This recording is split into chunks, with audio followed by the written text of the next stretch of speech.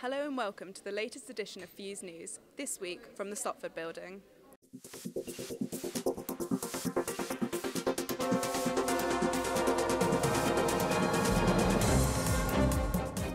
The Universities and Colleges Union began their strike action this week, which has affected the Universities of Manchester along with 59 other universities. Members of staff who are part of the union will be taking action for 8 days until Wednesday the 4th of December. The strikes are over gender and ethnic pay gaps, the insecurity of contracts at the university, as well as cuts to their pension scheme. Ella Robinson reports. This week, university staff in 60 universities across the UK, including the University of Manchester, began 8 days of strike action over pensions, pay inequality, precarity and working conditions. I am here today again to stand in solidarity with you for your pension rights, for decent pay, especially perhaps for the end to the casualisation of work in the university sector. It isn't something that anyone wants to do, but they've been forced to do it. The strike kicked off on Monday with a rally in St Peter's House with speakers such as Angela Rayner, the Shadow Education Secretary, and Zamzam Ibrahim, President of the NUS. There's 40,000 students at this university and we shut down Oxford Road just now. If we come out and you actually believe in something, we can get them to respond to us. Academics are striking over their pensions as it has been revealed most will be £240,000 worse off in retirement due to changes since 2011, increasing pension contributions from 6.35% to 9.6% next month. In order to defend our pensions last year, and I'm greatly disappointed alongside my colleagues that this issue hasn't been sorted out. 2 years ago, it was enough. 2 years ago was when this should have been stopped. Pay inequality is also a key reason for the strike, as the mean gender pay gap at the University of Manchester has increased to 18.4% and the mean ethnicity pay gap is 10.5%. Universities get paid an average of 39% less than their male staff members. Shame.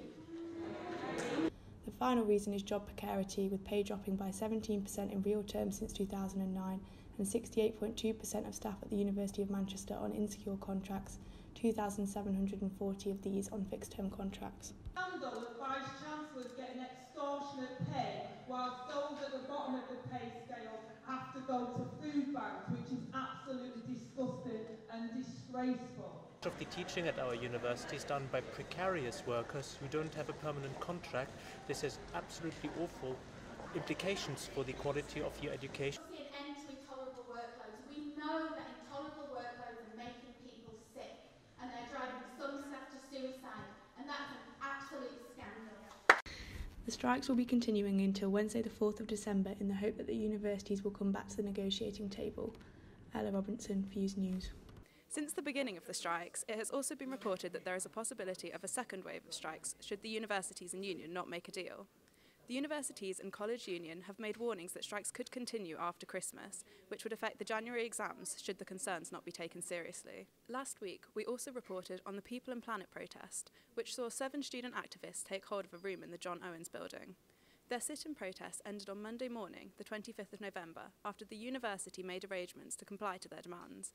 In a statement, the Society said, "We are pleased that they have agreed to a full review of the social responsible investment policy to be completed by the 31st of July 2020 and to be implemented from the 1st of August 2020. We are also happy to see the university exploring the potential to decarbonise their substantial investments. Whilst we remain disappointed that immediate divestment of ecocide-causing companies isn't happening, the potential to transform the £200 million investment portfolio into a weapon against climate change goes even further than the process of divestment." The university said in a statement that they are committed to bring forward by a year the review of its socially responsible investment policy because of the shared recognition of the urgency of the issue. Members of the Aboriginal community paid an emotional visit to the Manchester Museum last Wednesday as they marked the return of sacred objects to their community in Queensland, Australia. The museum is the first in the country to hand back such sacred objects to Aboriginal communities, and we went by to speak to some of those involved. Once we spoke to our, the makers and the traditional custodians of those items, and they informed us, you put things into practice pretty much straight away, and which was the cultural competence and the cultural respect is just, we're very grateful for that. As part of that ceremony, the dance, you'd attach them to a belt, and they'd be held around you as such, but you can also use them as part of a headpiece that will be placed around your head like this. That's all from me and the Fuse News team this week. Goodbye.